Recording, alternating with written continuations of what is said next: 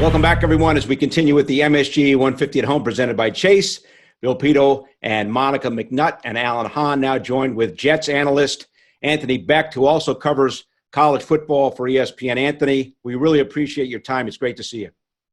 Yeah, great to be on, guys. It was nice to get a little bit of the NFL draft about a week ago and really embrace some of the sports atmosphere and kind of break the monotony up. So it was pretty good. You, of course, a former Jets tight end. How would you assess the Jets draft when you look back on draft night and draft weekend? Yeah, I think they did exceptional, to actually get one of the four top tackles. I think that everybody universally thought they were the best guys. It was good to get Becton. I mean, he's probably the guy that has the biggest ceiling, a large human being that I think is going to really fill a huge void for this football team and change really the dynamic of running the football, not just pass protection. He's a mauler, a nasty guy at the edge of the line of scrimmage, and he's going to help a lot of guys get better as well. He's going to be the guard's best friend because he takes up a body and a half on that offensive line. So right off the top, I think they definitely filled that need. And, of course, Denzel Mims, who to me, I had him rated as a first-round pick, guys. I really liked him, watched him and covered him in college. 2 games last year, saw him live, got to study quite a bit of him. And I really think that he's a guy that is a riser. He rose up in this draft, and I think he really caught the eye of a lot of teams. And I thought the Jets were very fortunate to get him in the second round.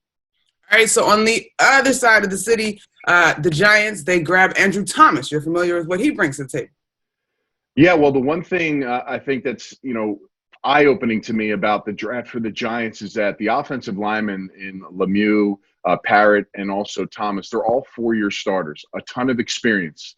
And Andrew Thomas, to me, I would probably have rated him the number 1 tackle because of the fact that the day he entered the SEC at Georgia, he was a starter. Day 1 starter, started every game of his career. That's kind of a big deal when you're talking about going against the top competition, getting thrown into the fire early, and really experiencing a lot of the ups and downs of the position. Excellent character, very smart young man, and I think he's going to be a great addition to this football team. And you also address the safety position with McKinney.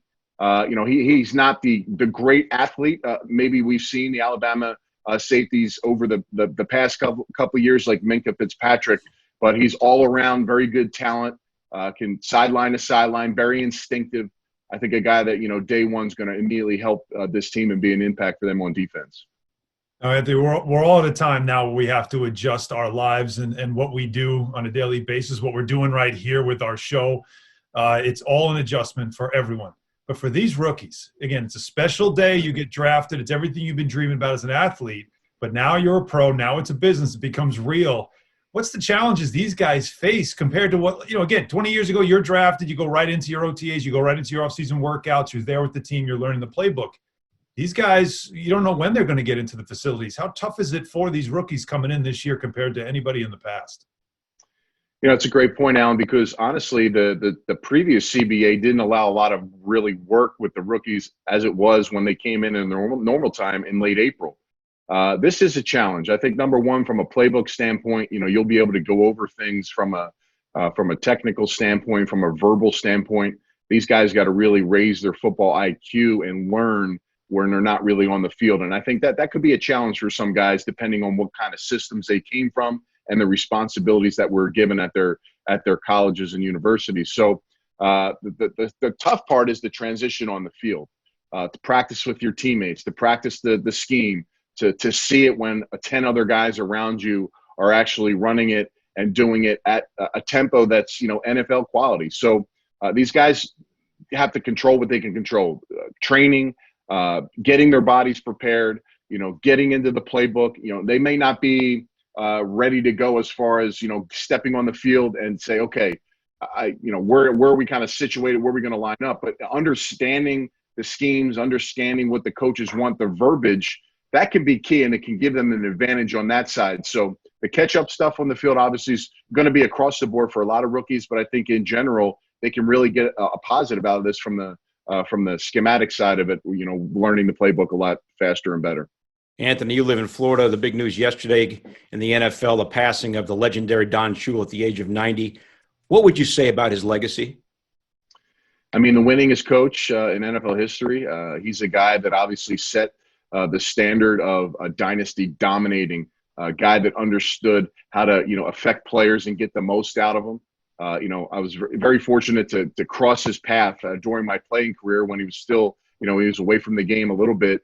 And, he just kind of had an aura about him. And he'll definitely, from the history of the game, he'll be well remembered for his ability to just, be a champion, be someone that other coaches wanted to be and be like. So, he'll be sorely lost, obviously, in the South Florida area. We saw a lot of strong words, Dan Marino, fellow teammates that had played under him that had some excellent things to say about him. And listen, the guy really set the standard for being a head coach in the NFL.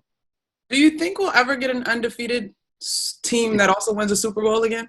I don't know. There's so much parity in the NFL right now. When the Patriots tried to do it and beat the Giants in the Super Bowl, they couldn't get it done. And I just think, mentally and physically, it's a tough task to ask. So many variables that happen in a football game and in a season.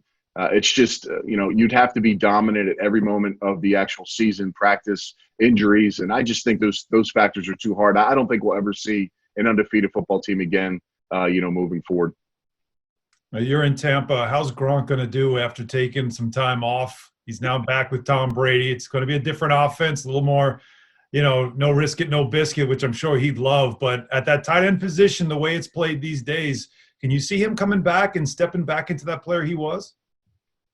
Well, I'm not the most famous tight end walking the streets of Tampa anymore, so I have to give up my ranking to Gronk. But, listen, he's an unbelievable player. Taking off a season there's pros and cons to that. The pros, obviously, he gets his body back. He feels good. He did lose a little weight. From what I've heard, though, he's still about 250, 55 pounds. So he's not going to have to get himself in that. But the explosive activity is something that's a challenge for players when they've taken a year off. Guys that have injuries and sit off for a season are still training football-wise to get themselves back on the field.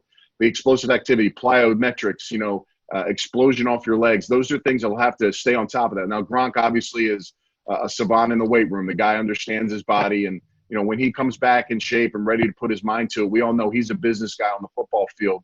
I would expect him to come in and jump right in. I think the one thing you'll see maybe a little differently is the end of the line kind of stuff as far as I think they'll spread him out quite a bit here in Tampa, utilize his mismatch ability. And with O.J. Howard still currently on the football team, that's a nice combination now when you're talking about two very in-shape, athletic tight ends that can go get the football. It's a scary proposition. And, there's two receivers on the outside that, were top 5, top 6 in the NFL, Mike Evans and Chris Godwin.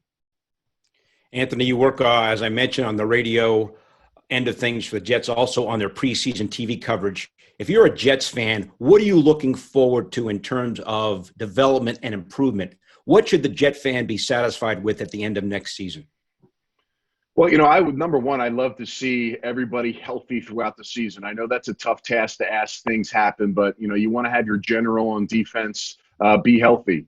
You want to make sure your linebackers and safeties and corners are all in play for multiple games in a row so they can learn and put themselves in a position to give the team the best that they can against a schedule that, quite honestly, guys, is going to be quite tough coming up this year. So you want to see Sam, grow with some of his weapons. Rashad Perryman's a guy that not a lot of people know about, but watching him down in Tampa, he was as good as any receiver in the NFL the last 5 games of the year when he stepped in with Mike Evans being injured for the Buccaneers. And then also, can you bring Denzel Mims up to speed? I think people look at him as a second-round pick.